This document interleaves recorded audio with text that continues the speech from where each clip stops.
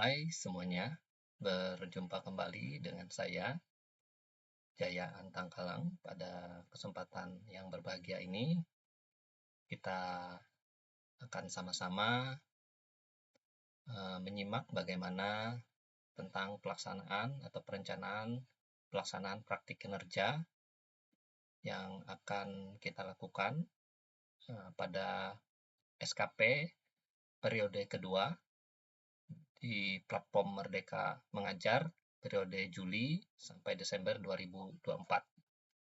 Seperti yang kita ketahui, bahwa kita sudah menyetujui hasil perencanaan RHK kita sebelumnya.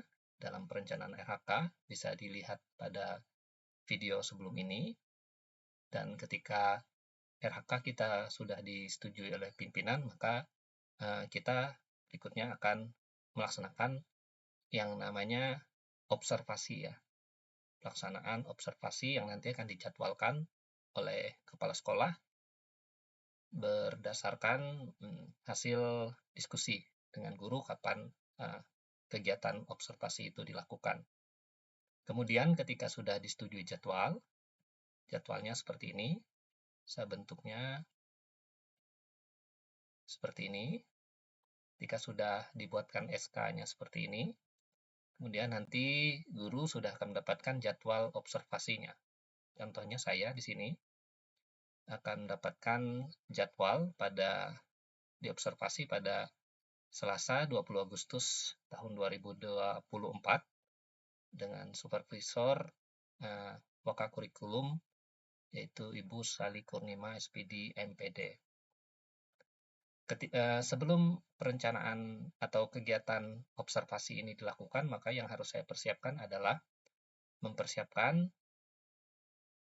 persiapan observasi itu sendiri atau pelaksanaan praktik kinerja itu. Nah, pada kesempatan hari ini saya akan mencontohkan pelaksanaan bagaimana mengisi pelaksanaan praktik kinerjanya. Baik, langsung saja. Pertama, praktik kinerja yang akan kita lakukan sesuai dengan indikator pilihan kita. Kita tahu kalau kita lihat di sini di modul paket substansi ini ada 8 indikator yang bisa kita pilih pada RHK kita kemarin. Yang pertama, keteraturan suasana kelas, kemudian penerapan disiplin positif, umpan balik konstruktif, kemudian perhatian dan kepedulian, kemudian ekspektasi pada peserta didik, kemudian aktivitas interaktif, kemudian ada instruksi yang adaptif, dan instruksi pembelajaran. Masing-masing indikator ini nanti akan ada lagi di dalamnya adalah sub-indikatornya. Nah, nanti akan muncul bisa kita pilih satu indikator, kemudian sub-indikatornya bisa kita pilih antara 1 sampai 3 nanti sub-indikatornya. Kemudian kita memilih dari 8 indikator ini sesuai dengan hasil dari pengisian RHK kita kemarin yang dimulai dari rapot sekolah ya, atau rapot mutu sekolah yang kita sudah dapatkan di sekolah masing-masing. Baik, selanjutnya seperti yang ada pada layar ini, pada periode kedua ini saya sudah memilih indikator penerapan disiplin positif. Ya, kalau kita lihat dari 8 indikator tersebut, yang pertama misalnya ini keteraturan suasana kelas. Ini isinya tujuannya adalah pembelajaran dalam indikator ini adalah membangun suasana kelas yang kondusif agar siswa atau peserta didik dapat belajar dengan gangguan seminimal mungkin. Dengan demikian perhatian siswa sepenuhnya terarah pada aktivitas belajar. Artinya ini pada manajemen kelas ya, kalau kita lihat di keteraturan suasana kelas. Kemudian kalau kita lihat lagi, ini pada indikator kedua, ekspektasi pada peserta didik yang ini ya. Kita lihat, ini indikatornya, tujuannya, di sini guru berupaya keberhasilan kita menyampaikan ekspektasi yang tinggi terhadap siswa. Tujuan dari dikomunikasikannya ekspektasi tersebut adalah peserta didik memiliki motivasi di dalam dirinya untuk belajar.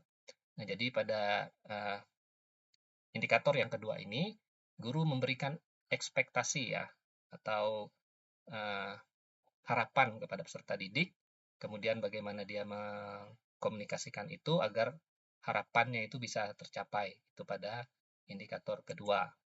Kemudian kita lihat pada indikator ketiga, penerapan disiplin positif, yang ini, ya, penerapan disiplin positif, kita dapat lihat tujuannya adalah peserta didik mampu menunjukkan perilaku dan kebiasaan sesuai dengan kesepakatan bersama.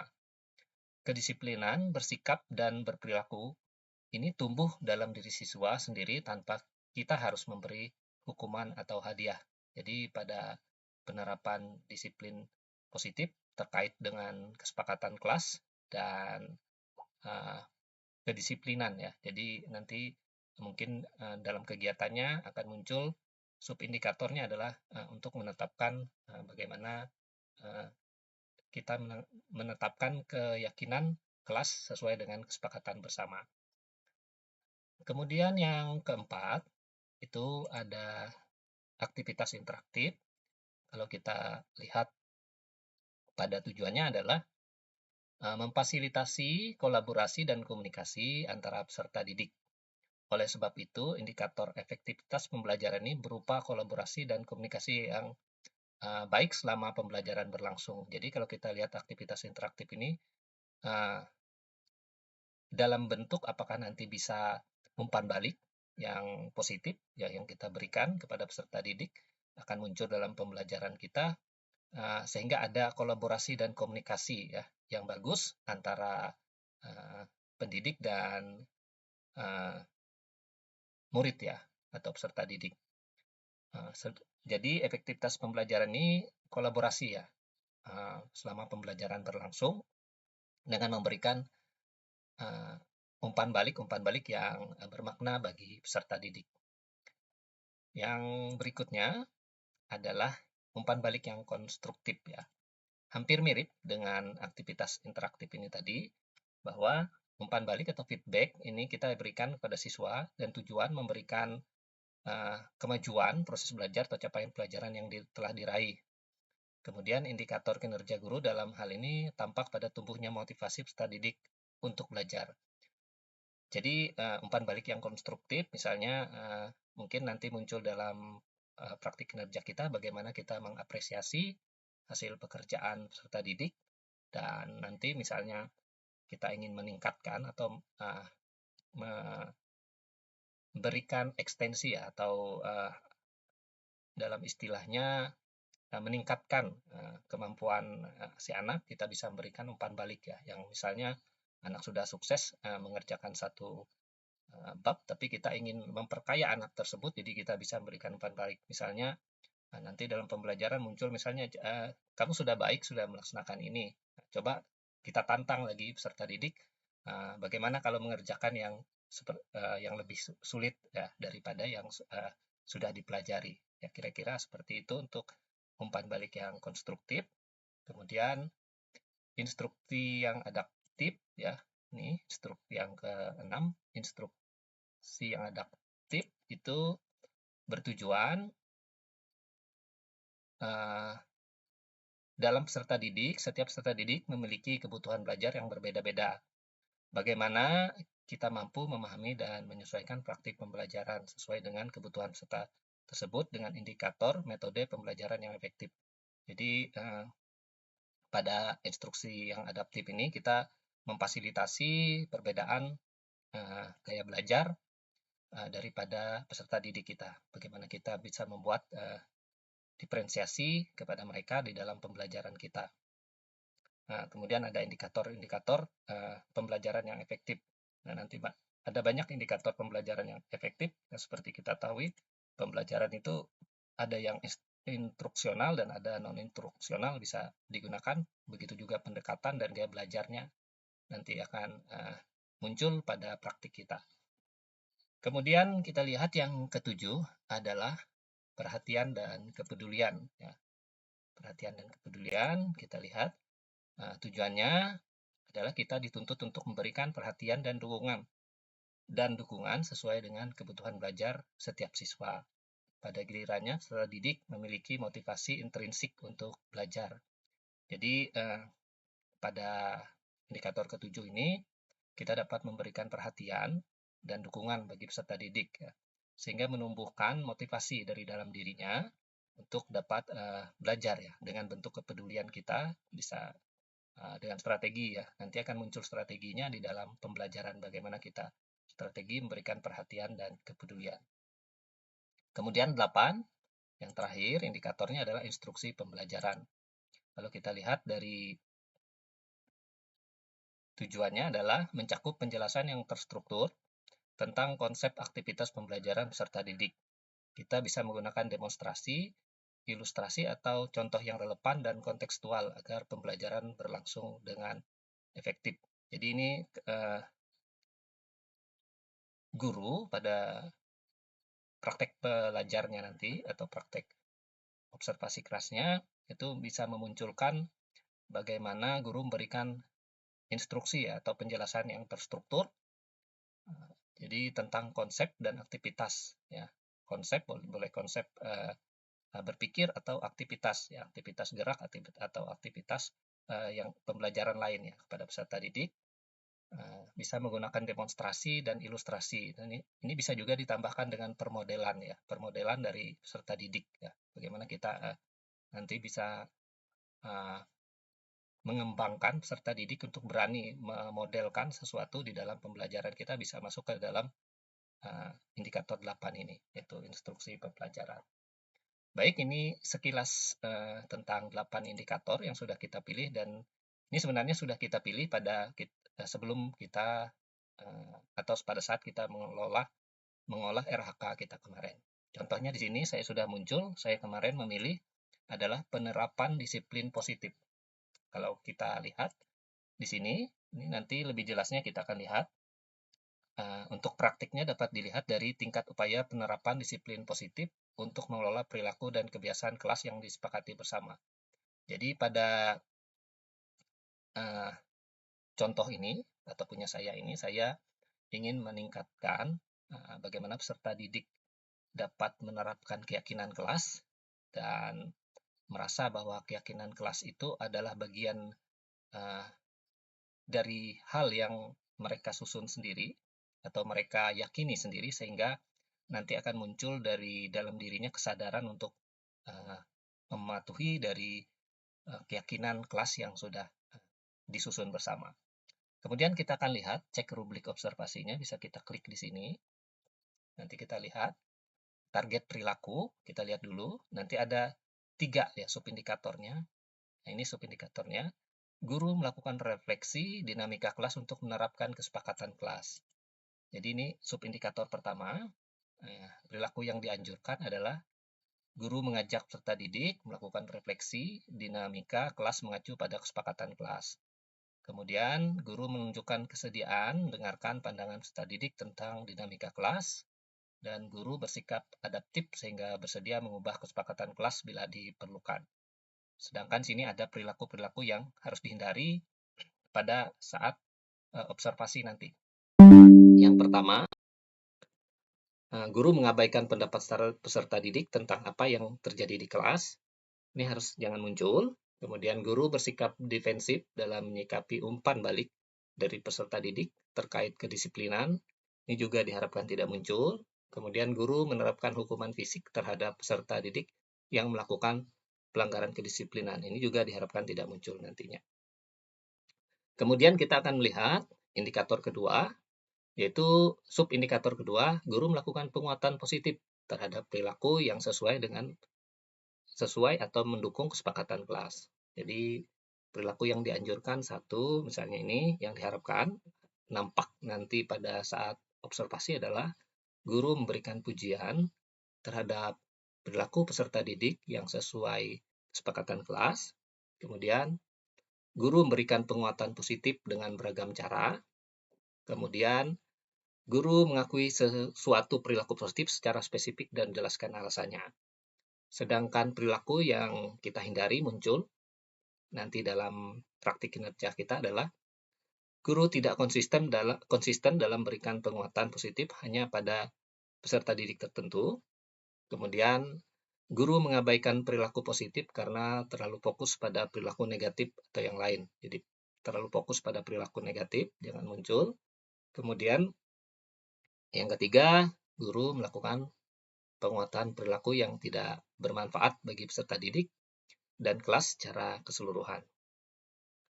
Kemudian yang ketiga, indikator ketiga, kita lihat guru memfasilitasi peserta didik menyadari konsekuensi dan memperbaiki perilaku melanggarnya atau restitusi ya, melaksanakan restitusi yang diharapkan atau perilaku yang diharapkan muncul adalah guru membantu peserta didik menyadari konsekuensi dari perilaku melanggarnya. Kemudian, guru mendengarkan sudut pandang peserta didik terhadap perilaku melanggarnya, dan kemudian guru memberikan dukungan pada peserta didik dalam melakukan perbaikan perilakunya. Sedangkan perilaku yang harus dihindari adalah guru langsung memberikan hukuman, bukan membangun upaya perbaikan perilaku. Kemudian guru kehilangan kesabaran dalam membantu peserta didik menyadari konsekuensi perilakunya. Kemudian guru meminta peserta didik untuk tenang dengan mengabaikan perilaku melanggar yang terjadi. Jadi ini perilaku yang dihindari muncul pada praktik kinerja kita saat observasi di indikator ketiga. Baik, ini bisa dilihat ya, masing-masing sesuai dengan indikator yang dipilih tadi. Kemudian untuk menutup ini kita bisa pilih saya mengerti. Setelah kita membaca dengan spesifik tadi, indikator dan subindikatornya, maka yang harus kita lakukan adalah yang pertama, pelaksanaan observasi. Jadi kita pilih dulu yang pada bagian ini, pemantauan kinerja, isi dokumen persiapan. Jadi kita akan mengisi isi dokumen persiapan. Ini di sini akan dituliskan, diskusikan dengan atasan untuk mengisi target, perilaku, upaya, mempelajari, dan jadwal. Tentu ini sudah kita konsultasikan, dan ini sampai keluar ini ya, sampai keluar ini tadi, ini karena kita sudah diskusikan, berarti kita sudah mantap kalau kita sudah melaksanakan itu, dan sampai muncul kepada jadwal ini tadi ya, dan SK ini untuk dasarnya. Nah, kita sudah selesai dengan diskusi ini, dengan dibuktikan dengan dokumen fisiknya tadi. Kemudian kita pilih lanjutkan, sini, yang harus kita pilih berikutnya adalah ini adalah indikatornya tadi, kemudian ini adalah subindikatornya. Kita lihat subindikatornya, apa perilaku spesifik yang Anda pelajari dan tampilkan pada observasi kinerja. Ini boleh kita pilih satu saja, atau dua, atau tiga, ya, termasuk tergantung daripada kemampuan kita, ya, atau target perilaku pilihan kita, boleh ya. Kalau kita memilih tiga-tiganya, berarti kita akan bertanggung jawab memunculkan tiga indikator ini di dalam praktik kinerja kita. Kemudian kita lihat upaya apa saja yang dapat Anda lakukan untuk mempelajari target perilaku. Jadi ini bisa kita buat dalam bentuk seperti ini. Misal satu, yang ini, guru melakukan refleksi dinamika kelas untuk menerapkan kesepakatan kelas. Jadi yang pertama kita bisa masukkan membuat kesepakatan kelas dalam bentuk kesepakatan bersama sebelum pembelajaran dimulai. Jadi nanti kita bisa membuat kesepakatan dulu, misalnya selama pembelajaran peserta didik diharapkan tenang, ya, kemudian hadir seutuhnya pada kesempatan itu, kemudian memahami kendala-kendala yang mungkin terjadi, memaklumi kendala-kendala yang mungkin terjadi dalam pembelajaran, kemudian misalnya bisa kita tambahkan kesepakatan, dan ini hasil diskusi ya, kita hasil diskusi dulu dan peserta didik kira-kira apa yang kita akan buat kesepakatan sebelum kelas kita dimulai. Dan itu bisa idenya muncul dari kita atau juga bisa dari peserta didik. Kemudian yang kedua, kita bisa lanjut ke kedua ini, indikatornya guru melakukan penguatan positif terhadap perilaku yang sesuai atau mendukung kesepakatan kelas. Ini dengan memberikan umpan balik, ya kita bisa, ini saya isi, memberikan umpan balik positif bagi perilaku yang sesuai atau mendukung kesepakatan kelas. Jadi perilaku yang positif ini misalnya peserta didik, misalnya dia memberikan masukan dan masukan itu sesuai dengan kesepakatan atau apa yang sudah kita sepakati, maka kita bisa memberikan umpan balik yang positif. Misalnya, bagus, sudah. Tadi kan misalnya, Pak, saya ingin bertanya. Jadi artinya dia hadir di kelas itu, kemudian dia mengangkat tangan terlebih dahulu. Bagus, kita bisa kasih umpan balik misalnya, bagus, terima kasih sudah berani bertanya. Nah, itu adalah umpan balik ya, positif. Kemudian misalnya pada saat pembelajaran juga, misalnya ada yang izin, Pak, saya angkat tangan seperti ini ya. Kemudian Pak, ada saya ingin pergi ke belakang misalnya. Oke, kita anggap terima kasih sudah mengacungkan tangannya. Atau pada saat kita mempersiapkan pembelajaran, misalnya kita menggunakan peralatan-peralatan, sementara peralatan kita belum lancar, kemudian peserta didik tetap tenang dan tertib di dalam kelas, tidak gemuruh, tidak ribut. Saat kita mempersiapkan atau mengalami kendala saat kita menggunakan audio, video, atau LCD, kemudian peserta didik tetap tenang, kita bisa memberikan umpan balik. Bapak senang sekali selama di dalam kelas ini, walaupun terjadi permasalahan teknis, tetapi kalian masih tetap tenang dan tertib. Nah, kita bisa berikan umpan balik yang positif seperti itu. Kemudian yang ketiga, guru memfasilitasi peserta didik dan menyadari konsekuensi dan perbaiki perilaku melanggarnya dan restitusi. Ini bisa kita lakukan, memberikan restitusi bagi peserta didik yang melanggar perilaku yang melanggar kesepakatan kelas.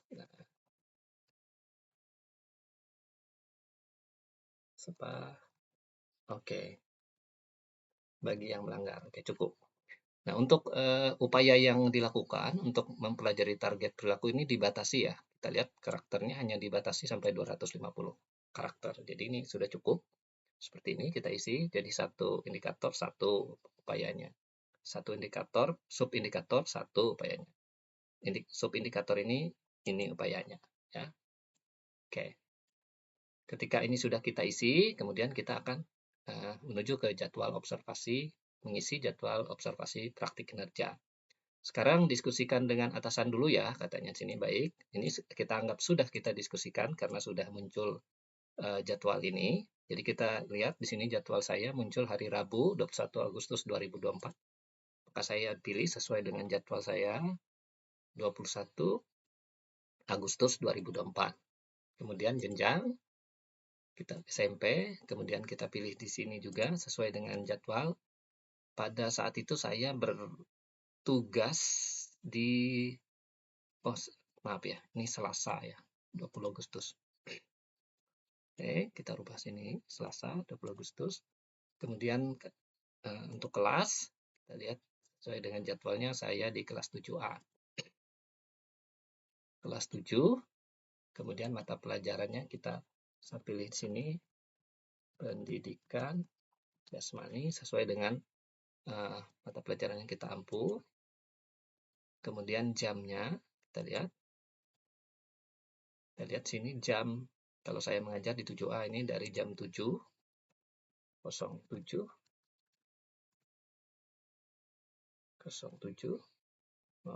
sampai 09.00 WIB. Kemudian di sini berikutnya kita akan mengunggah dokumen opsional. Pada dokumen opsional ini kita akan yang unggah adalah RPP atau modul ajar atau perangkat assessment.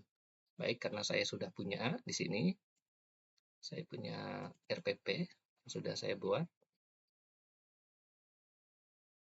maka RPP ini yang akan saya upload pada praktik kinerja saya.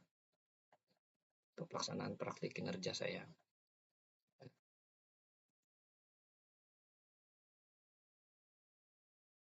Kita cari filenya di sini. Ini belum ada dokumennya. Oke. Kita pilih unggah dokumen. Oke, sekarang kita lihat di sini ya. Ulang lagi. Kita pilih yang unggah di sini. Klik. Kemudian kita pilih unggah dokumen.